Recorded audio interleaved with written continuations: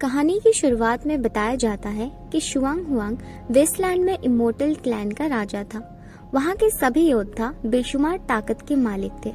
उनमें से एक योद्धा का नाम हेई लॉन्ग था, जिसके पास ब्लैक ड्रैगन की शक्तियाँ थी। उसका स्वभाव गुस्सेल था और वो सबसे ज्यादा शक्तिशाली था। इमोर्टल क्लैन के लीडर जिनगू को उसकी बुरी नियतों का अंदाजा हो गया था, इसलिए उन्होंने उसके खिलाफ जंग छेड़ दी। उनका युद्ध 100 दिन तक चला और लीडर जिनगू की मौत के साथ खत्म हो गया। इसमें हेई लॉन्ग की प्रेमिका बाई लॉन्ग भी मारी गई। इस बात से हेई लॉन्ग गुस्से से पागल हो गया था। उसने अपने आप को इमोर्टल क्लैन का नया लीडर घोषित कर दिया। उसने डीमन क्लैन पे कब्जा करके उन्हें पाताल में कैद कर दिया। इमोर्टल क्लैन के कई लोग हेई लॉन्ग के राज से खुश नहीं थे, इसलिए उन्होंने एक नया शेनिन क्लैन बनाया और मोर्टल्स की जीवन बिताने लगे। इमोर्टल्स ने सी स्पिरिट क्लैन को भी अपना गुलाम बना दिया। इंसानियत भी उनके कब्जे में आ गई थी। इंसानों को गुलाम बना लिया था और उनसे ब्लड स्टोन माइनिंग करवाने लगे। इस घटना को 10 लाख साल बीत गए, पर आज भी कुछ नहीं बदला। इमोर्टल्स का राज आज भी कायम है। फिर हम सुआन चैन को देखते हैं, जो इंसानों के एक राज्य शीन स्टेट में इमोर्टल क्लैन का एक नया आदेश लेके आया है। वो शीन किंग के दरबार में जाके आदेश सुनाता है कि इमोर्टल्स के राजा चाहते हैं कि वो इस साल 10 गुना ज्यादा लोग उत्तरी पहाड़ों की खदानों में मजदूरी करने के लिए भेजे। पर शीन किंग उस राजदूत को बताते हैं कि हमने पहले ही काफी लोग भेज दिए हैं। उनके राज्य में 10 में से 9 घर खाली पड़े हैं। लोगों को खाने के लिए अनाज की कमी है। ऐसे हालात में वो और लोग कैसे भेज सकते हैं? पर शुआन चान उन्हें धमकी देता है कि अगर उन्होंने ये आदेश नहीं माना तो खून की नदियां बहेंगी और शीन राज्य के लोगों को मौत के घाट उतार दिया जाएगा। ये सुन के शीन किंग को गुस्सा आ जाता है और वो आदेश चला के बगावत की ऐलान कर देते हैं। वो उस राजदूत से कहते हैं कि इंसानियत अब और जुल्म नहीं सहेगी। हम इमोर्टल्स के खिलाफ हमारे एक के लिए लड़ेंगे। वहाँ मौजूद सब लोग अपना तलवार बाहर निकालते हैं शीन किंग के इस फैसले का समर्थन करने के लिए, और वो सब मिलके शुआन चान को वहाँ से भगा देते हैं। इसके बाद हम देखते हैं कि इमोर्टल क्लैन के योद्धा शीन स्टेट पर हमला कर देते हैं और इस युद्ध में शीन स्टेट हार जाता है। शीन किंग और राज्य के सारे लोग मिलके उन पे अंतिम क्रिया करते हैं। और इस बात से शीन राज्य के कुछ मंत्री खुश नहीं थे, इसलिए वो शीन किंग को जान से मारने की षड्यंत्र रचते हैं। राजकुमार को इस खुफिया प्लान की जानकारी मिल जाती है और वो जनरल आन के साथ मिलके उन सब मंत्रियों को रंगे हाथ पकड़ लेते हैं। वो मंत्री बताते हैं कि अगर शीन किंग बगावत नहीं करते तो आज इतने सारे लोगों की जान बच जाती। ये कहकर वो फिर से किंग के ऊपर हमला करते हैं, पर जनरल आन उनसे जान से मार लेते हैं। शीन किंग अपने बेटे को समझाते हैं कि ये लोग चाहे कुछ भी बोले, पर बगावत करना जरूरी था। इंसान बस इमोर्टल्स की गुलामी करने के लिए पैदा नहीं हुए हैं। हम आजादी लेकर रहेंगे। फिर शीन किंग राजकुमार गेंग को युद्ध में मारे हुए सिपाहियों की परिवार की व्यवस्था करने के लिए भेजते हैं। इसके बाद हम एक लड़की बाइकाई को देखते हैं, जो गौ के साथ शीन स्टेट के कैपिटल में घुस रही थी, क्योंकि वहाँ राशन मिलने वाला था। उन्हें रास्ते में कुछ सांप पड़े हुए दिखते हैं, जिन्हें लेते लेते गौ को चोट लग जाती है, पर उन सांपों को बेचकर बाई उसका इलाज कर देती है। गौ दिमागी रूप से कमजोर था, इसलिए बाई ही उसका ख्याल रखती थी। बाई घर पे और 4 अनाथ बच्चों को भी संभालती थी और अब उन्हें अनाज चाहिए था। पर राशन की दुकान पे जाकर वो देखती है कि अनाज की कीमत बढ़ गई है और उनके पास उतने पैसे नहीं है। तभी वहाँ पे राजकुमार गेंग आता है और सब दुकानदार राजकुमार गेंग को देख के डर जाते हैं, क्योंकि युद्ध की स्थिति में कीमत बढ़ाना नियमों के खिलाफ था। बाई उस समय पे होशियारी दिखाती है और राजकुमार से कहती है कि ये दुकानदार अनाज सस्ते में दे रहा है। उस दुकानदार को भी मजबूरन हाँ बोलना पड़ता है। ये सुनकर सब लोग उस दुकानदार पे कूद पड़ते हैं। बाई और गौ भी अनाज के बोरे सस्ते में खरीद के वहाँ से निकल जाते हैं, पर थोड़ी दूरी पर जाते ही उस दुकानदार के गुंडे उन दोनों को पकड़ लेते हैं। गौ और बाई मिलके उसको पीटने लगते हैं। राजकुमार गेंग उन्हें लड़ते हुए पकड़ लेता है और सबको पकड़ के ले जाने लगता है, पर गौ और बाई उससे भी लड़के भाग जाते हैं। काफी पीछा करने के बाद राजकुमार बाई को पकड़ लेता है, पर तभी उसे अपनी माँ महारानी मून फॉक्स का बुलावा आता है और वो वापस महल लौट जाता है। वहाँ पे महारानी मून फॉक्स पहले से मौजूद थी। वो गेंग को समझाती है कि आगे आने वाला समय आसान नहीं होगा। हमारे राज्य पे बड़ी मुसीबत आने वाली है। तुम्हें अपने लोगों को समझना होगा, उनके दुख को समझ के तुम एक अच्छे किंग बन पाओगे। इसके बाद हम शीन किंग को देखते हैं जो लड़ाई के लिए तैयार हो रहे थे। तभी वहाँ पर महारानी आती है और उन्हें अपने फैसले के बारे में एक बार और सोचने को कहती है। पर शीन किंग का फैसला हो चुका था। वो महारानी से कहते हैं कि इंसानियत के लिए, हमारे लोगों के लिए मुझे लड़ना ही होगा। धीरे धीरे शीन राज्य पे काले बादल छाने लगते हैं। इमोर्टल क्लैन का ड्रैगन आखिर हमला करने आ ही गया था। शीन किंग भी युद्ध के लिए तैयार थे। बाई राज्य की सेना भी शीन राज्य के खिलाफ लड़ने के लिए सीमा पर खड़ी थी और इशारा मिलते ही वो टूट पड़ते हैं। शीन राज्य के सैनिक बहादुरी से अपने राज्य के लिए लड़ने लगते हैं, पर आम जनता में अफरा तफरी मच जाती है। सब लोग राजधानी के दरवाजे की ओर भागने लगते हैं, पर शीन किंग अपने सेना के साथ आके रोक लेते हैं उन्हें, क्योंकि बाहर बाई राज्य की सेना थी। तभी वहाँ राजकुमार गेंग भी आता है। उसके पिता शीन किंग उसे वापस जाने के लिए बोलते हैं, पर राजकुमार कहता है कि मुझे अपने देश के लिए लड़ना है, मैं अंदर छुप के नहीं बैठ सकता। शीन किंग भी मान जाते हैं और वो दोनों अपनी सेना के साथ रणभूमि की ओर बढ़ते हैं। शीन किंग और राजकुमार गेंग अपनी सेना के साथ बाई किंगडम की सेना पर हमला कर देते हैं। अपने किंग को मैदान में आते देखकर सैनिकों का भी हौसला बढ़ जाता है। वो अपनी पूरी जान लगा देते हैं शीन स्टेट के लिए और लड़ने लगते हैं। शीन किंग भी एक एक करके सब दुश्मनों को मारने लगते हैं। आगे बढ़ते बढ़ते वो इमोर्टल्स के योद्धा के पास पहुंच जाते हैं और एक ही बार में उसका हाथ काट देते हैं। ये देख के इमोर्टल्स के बाकी योद्धा शॉक हो गए थे। शीन किंग उस योद्धा को जान से मारने ही वाला था, तभी उसकी मदद करने इमोर्टल्स का एक और योद्धा टियान कुन आ जाता है। शीन किंग उसके वार से पिछले टावर से टकरा जाते हैं। सबको लगता है कि शीन किंग अब लड़ नहीं पाएंगे। टियान कुन अपनी नजरें राजकुमार गेंग की ओर करता है। इससे पहले कि वो राजकुमार का कुछ बिगाड़ पाता, शीन किंग वापस रणभूमि पर आ जाते हैं और अब हमें उनकी असली शक्तियाँ समझ आती हैं। उनके पास गोल्डन ईगल विंग्स थे, जिन्हें उन्हें खून से शक्तियाँ मिल रही थी। वो टियान कुन जैसे योद्धा को भी आसानी से हरा देते हैं। तभी ड्रैगन के ऊपर से एक योद्धा राजकुमार के ऊपर हमला कर देता है और उसकी मॉम उसे बचाने आ जाती है। इमोर्टल्स के सब योद्धा उन्हें पहचान लेते हैं, क्योंकि पहले वो इमोर्टल क्लैन में प्रीस्ट थी। वो मून नाइट फॉक्स के नाम से जानी जाती थी, पर अब वो शीन राज्य की महारानी है। शीन किंग महारानी को याद दिलाते हैं कि उन्हें किसी भी हाल में राजकुमार की रक्षा करनी है। राजकुमार गेंग को भी ये सब चीजें आज ही पता चली थी। वो अपनी माँ से पूछता है कि आपके पास डिवाइन पावर्स कैसे हैं?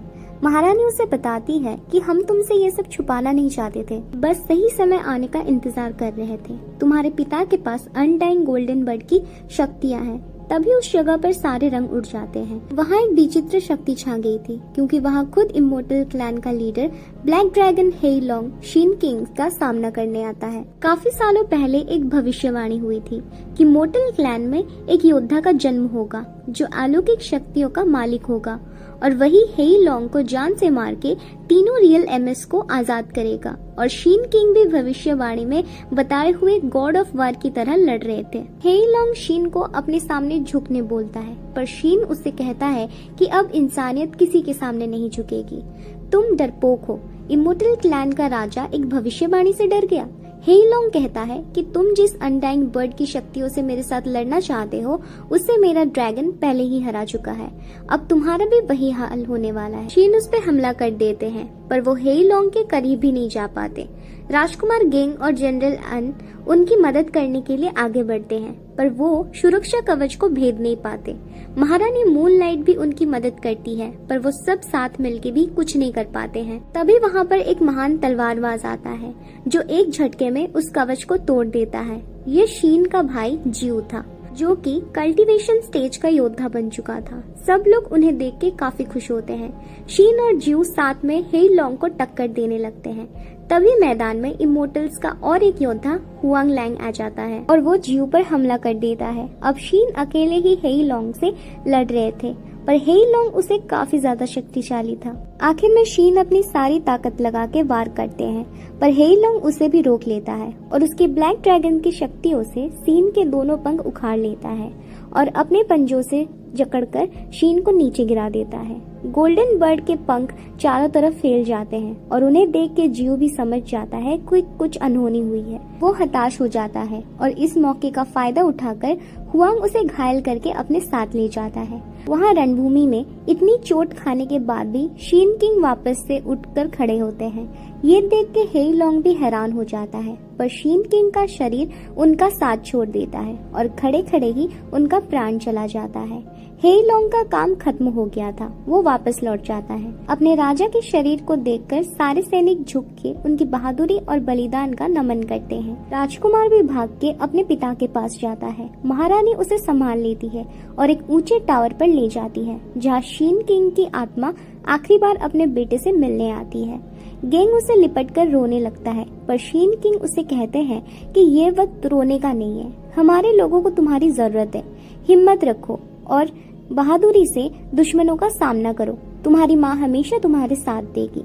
शीन किंग राजकुमार से वादा लेते हैं कि वो उनके आजादी का सपना पूरा करेगा और वो देखते ही देखते हवा में गायब हो जाते हैं। महारानी मून फॉक्स को शीन किंग के आखिरी शब्द याद आने लगते हैं। उन्हें कहा गया था गेंग का ख्याल रखना। यहाँ बाई सेना शीन राज्य के राजधानी में घुस चुकी थी। जनरल अपनी सेना के साथ उन्हें रोकने की पूरी कोशिश करती है, पर एक के बाद एक सैनिक लोग मारे जा रहे थे। बाई राज्य की सेना महारानी और गेंग को भी घेर लेते हैं। तभी वहाँ पर एक औरत आ जाती है जो अपने आप को महारानी मून फॉक्स की बहन बताती है। वो अपनी काली शक्तियों से उन सैनिकों को मार देती है। उनकी बातों से हमें पता लगता है कि महारानी मून फॉक्स भी पहले इमोर्टल क्लैन की मेंबर थी, पर उन्होंने ये छोड़कर एक इंसान से शादी कर लिया क्योंकि इंसानियत में उन्हें प्यार दिख गया था। वो औरत महारानी को वापस उनके साथ इमोर्टल वर्ल्ड चलने को बोलती है, पर महारानी साफ साफ उसे मना कर देती है। इसलिए वो औरत उन पे हमला कर देती है। महारानी भी उसका सामना करती है, पर उन्हें पता था कि उनकी शक्तियाँ कमजोर हो चुकी है, इसलिए वो अपने आप को चारों तरफ से आग लगा देती है। फिर वो एक चाकू से राजकुमार गेंग की छाती पर वार कर देती है। वहाँ मौजूद किसी को भी समझ नहीं आता है कि ये क्या हुआ। राजकुमार गेंग भी अपनी माँ से पूछने लगते हैं कि मैंने ऐसा क्या गलती कर दिया था माँ, जो आपने मुझ पे वार कर दिया। महारानी मून नाइट के गोद में उनका अपना बच्चा राजकुमार गेंग तड़प रहा था। महारानी उनकी बहन को श्राप देती है कि जो हाल शीन राज्य का हुआ है, एक दिन इमोर्टल्स का भी राज्य उसी तरह तबाह हो जाएगा। तुम्हारा खात्मा जल्दी ही होने वाला है। और राजकुमार गेंग की मौत हो जाती है और महारानी भी उसी आग में अपनी आहुति दे देती है। शीन राज्य खत्म हो गया।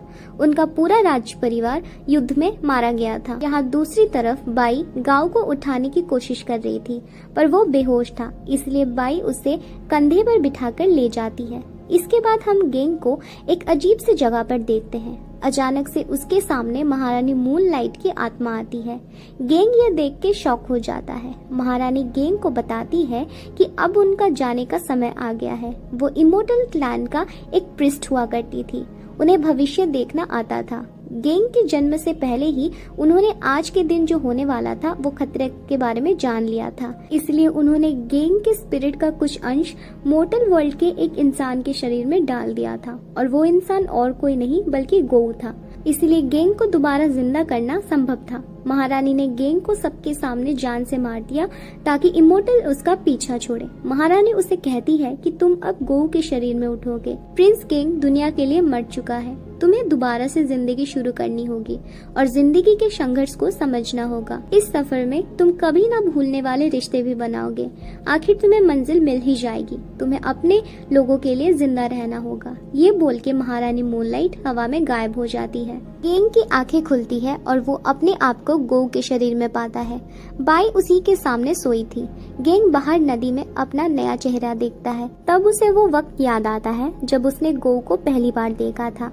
धीरे धीरे उसे सारी चीजें याद आने लगती है, कैसे वो रणभूमि में लड़ा था, कैसे उसके पिता ने अपने लोगों के लिए अपनी कुर्बानी दे दी थी, पर अब उसे उसका आजादी का सपना पूरा करना होगा। वो घर के अंदर वापस जाता है। उसके पीछे बाई भागते हुए आती है और उसे डांटने लगती है क्योंकि वो उससे ढूंढ रही थी।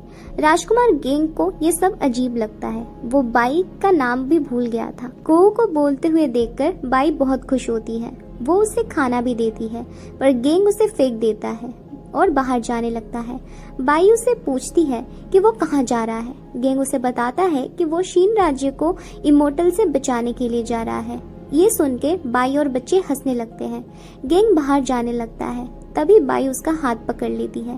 गेंग उसका हाथ मोड़ देता है। ये देखकर सारे बच्चे उसे धक्का दे देते हैं और उसे गिरा देते हैं। इससे पहले कि गेंग कुछ कर पाता, बाई उसके सर पर वार करती है और उसे बेहोश कर देती है। जब गेंग की आंखें खुलती है, वो एक खंबे पे बंधा हुआ होता है और उसके सामने बच्चे खड़े थे। उनसे बचने के लिए गेंग बोलता है कि अब मुझे सब कुछ याद आ गया है, मैं गऊ ही हूँ। ये सुनकर सब बहुत खुश होते हैं। ये सुनकर सब खुश हो जाते हैं और उसे खोल देते हैं, लेकिन उसके हाथ अभी भी बंधे हुए थे।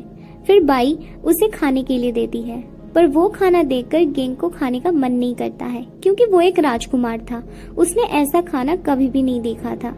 वो बाई से झूठ बोल देता है कि उसे भूख नहीं है। आधी रात में वो खुद को आजाद कर लेता है। सुबह होते ही गेंग शीन राज्य का हाल देखने जाता है। राजधानी में जाके वो देखता है कि वहाँ हर तरफ बाई राज्य के सैनिक थे और शीन राज्य के वफादार सैनिकों को फांसी की सजा दी जा रही थी।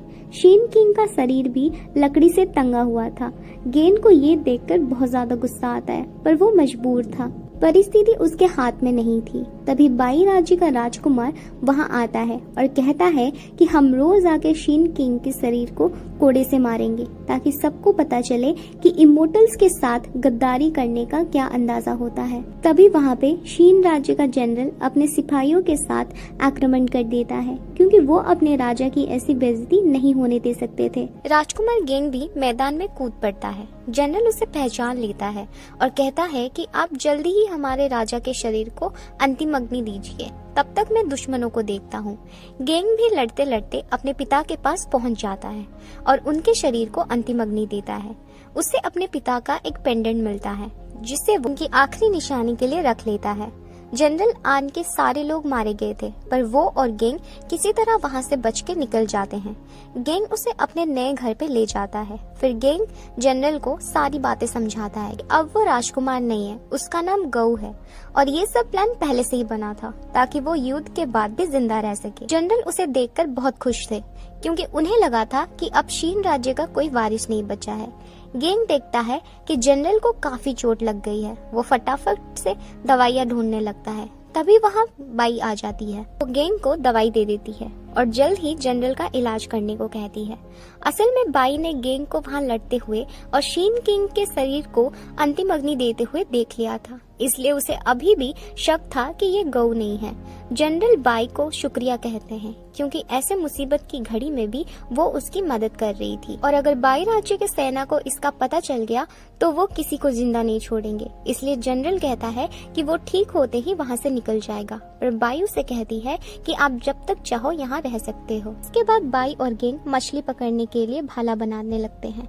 तब बाई उसे कहती है कि वो ऐसे ही किसी को घर पे नहीं ला सकता, जनरल को रखना बहुत बड़ी रिस्क है। पर अब उनके पास कोई चारा नहीं था। फिर वो दोनों नदी पर जाते हैं। शीन राज्य अब बाई राज्य के काबू में था। इमोर्टल्स का राजदूत एक बार फिर से शीन राज्य में आता है और बाई राज्य के राजा से कहता है कि तुम अब पुराने रूल्स बदल दो। पहले कुंवारे लोगों को और ऐसे कपल जिनका बच्चा ना हो उनको ब्लडस्टोन माइनिंग के लिए नहीं भेजा जाता था, पर अब से इन सबको भी पकड़ के जबरदस्ती भेजा जाए, ऐसा इमोर्टल्स के राजा का आदेश है। बाई किंग बड़ी आसानी से यह आदेश स्वीकार कर लेता है, इसीलिए वो राजदूत उसे जादुई बीज देता है जिन्हें जमीन में लगाने पर 3 दिनों में फल आने लगते हैं। वहीं दूसरी तरफ गेंग और बाई नदी पर पहुंच जाते हैं। वहां मछली पकड़ते वक्त बाई एक अलग ही चारा बनाती है। गेंग को यह अजीब लगता है, इसलिए वो बाई से पूछती है कि ये क्या है। ये सुनकर बाई का शक और पक्का हो जाता है कि ये गऊ नहीं है, क्योंकि गऊ हमेशा उसके साथ मछली पकड़ने जाता था। इसलिए वापस जाते हुए बाई धोखे से गेंग को बंदी कर लेती है और बोलती है कि तुम गऊ नहीं हो सकते, क्योंकि गऊ को मछली पकड़ने का तरीका आता था।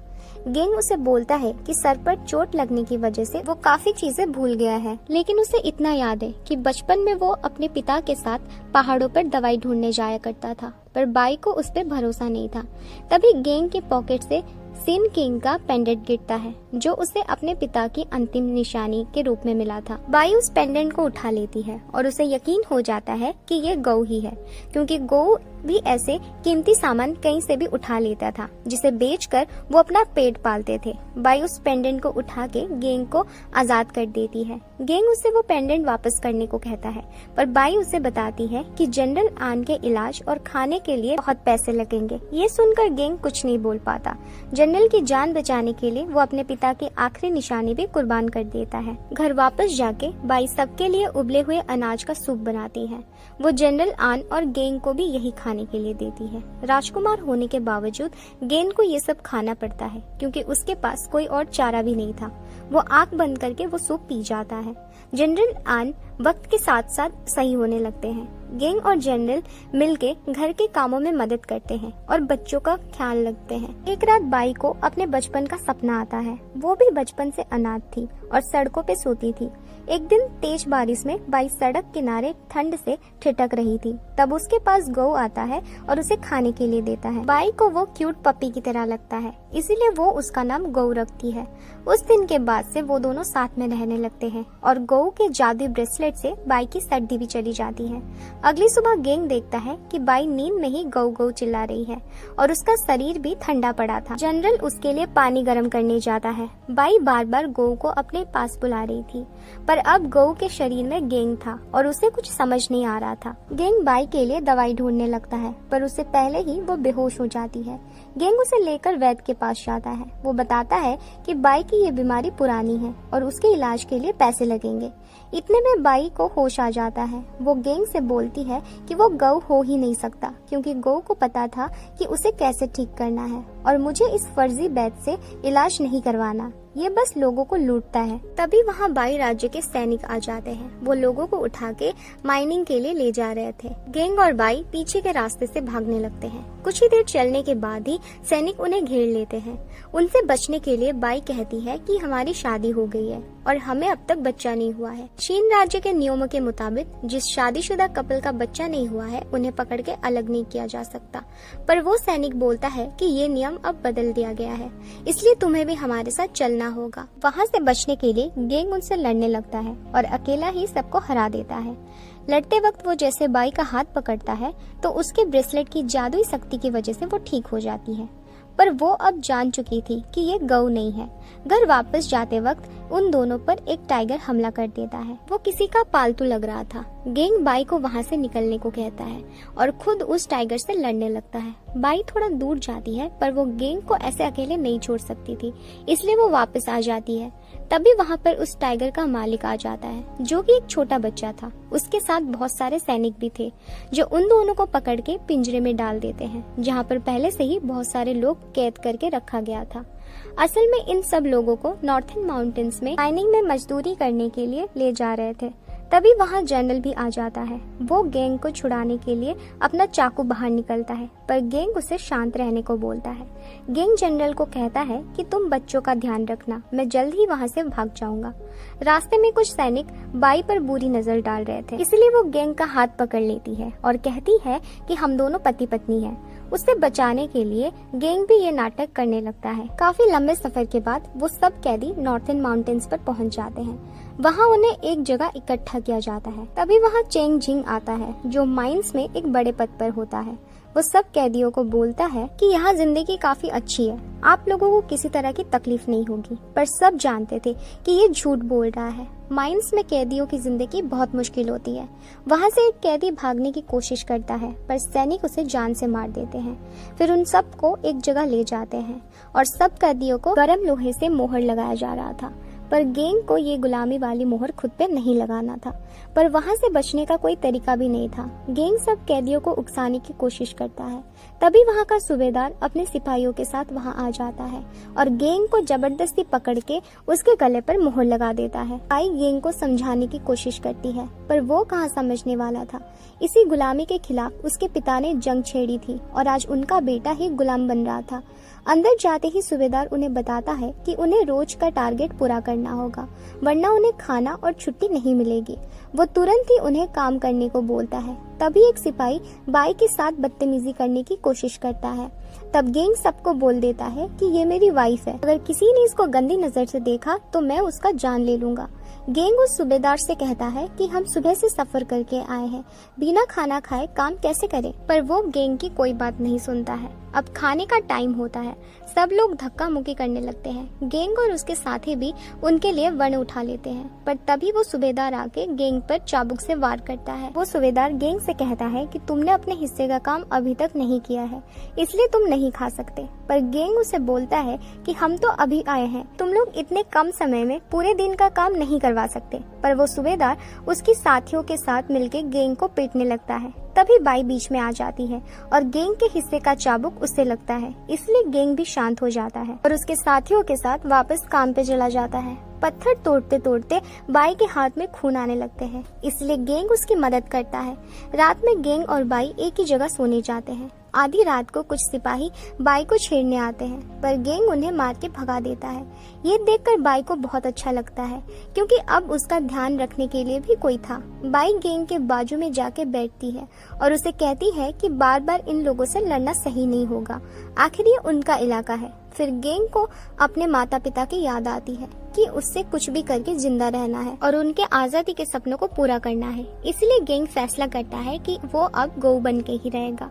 अगले दिन वो सब फिर से काम पे लग जाते हैं। उनमें से बाई अपने काम में बहुत तेज थी। उसके पास कुछ जादुई शक्तियाँ थी, जिससे वो ब्लड स्टोन ढूंढ लेती थी। उनके दोपहर के खाने का समय हो जाता है और गैंग बड़ी मुश्किल से 4 वर्ण ले आता है, पर एक आदमी उससे 1 वर्ण लेकर भाग जाता है। पर बाई गैंग को शांत करती है कि शायद उस आदमी को ज्यादा जरूरत होगी। वो लोग एक कोने में जाके बैठते हैं। तभी गैंग को एक बूढ़ा बीमार आदमी दिखता है। वो उस बूढ़े बाबा को अपना वर्ण देने लगता है, पर वो बाबा मना कर देता है और कहता है कि तुम्हारा चेहरा एक लड़के से मिलता है, जिससे वो कई साल पहले मिला था। वो लड़का कोई और नहीं था, बल्कि शीन किंग ही थे। राजा बनने से पहले वो भी माइन में काम करते थे। उस समय से ही उन्होंने आजादी का सपना देख लिया था। तभी उस बाबा की तबीयत और ज्यादा खराब होने लगती है, इसलिए गैंग सूबेदार को बुलाने जाता है और बाई उस बाबा को पानी पिलाती है। वो बाबा बाई को उनका पालतू पंछी देता है और कहता है कि अगर मुझे कुछ हो जाए तो तुम इसका ख्याल रखना। गैंग भी वापस आ जाता है। सूबेदार उसे कहता है कि हम इसका इलाज कर लेंगे, पर वो लोग उस बाबा को चट्टान से नीचे फेंक देते हैं। गैंग ये सब देख लेता है और वो सूबेदार को पकड़ लेता है। वो सूबेदार कहता है कि अब वो बाबा हमारे किसी काम का नहीं था। ये सुन के गैंग को गुस्सा आ जाता है और वो उन सब को मार के सूबेदार को भी उस चट्टान के नीचे लटका देता है और कहता है कि हम इंसान हैं, जानवर नहीं। सूबेदार उसे जान की भीख मांगने लगता है, इसलिए गैंग उसे छोड़ देता है। उस रात बाई की तबीयत फिर से खराब होने लगती है।